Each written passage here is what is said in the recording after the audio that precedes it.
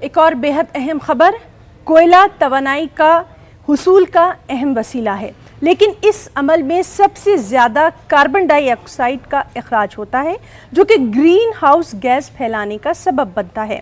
ماحولیات میں green house گیسوں کے پھیلاؤ سے موسمیاتی بحران سنگین صورت اختیار کرتا جا رہا ہے۔ گلاسگو میں گزشتہ دنوں ہوئے COP اجلاس میں ماحولیاتی تبدیلی پر اجلاس ہوا، جس میں مختلف اہداف مقرر کیے گئے۔ اسی کے تحت 40 ملکوں نے توانائی کو حاصل کرنے کے لیے کوئلے کا استعمال کرنے کا عہد کیا۔ ان ملکوں میں کینیڈا، ویتنام، یوکرین، پولینڈ کے نام نمایاں ہیں۔ 2030 تک کوئلے کا استعمال ترک کرنے اور کوئلے سے چلنے والے پلانٹ نہ بنانے کا یہاں فیصلہ کیا گیا۔ 40 ملکوں کے شامل ہونے سے کوئلہ ترک کرنے کا عہد کرنے والے ملکوں کی تعداد 190 تک جا پہنچی ہے۔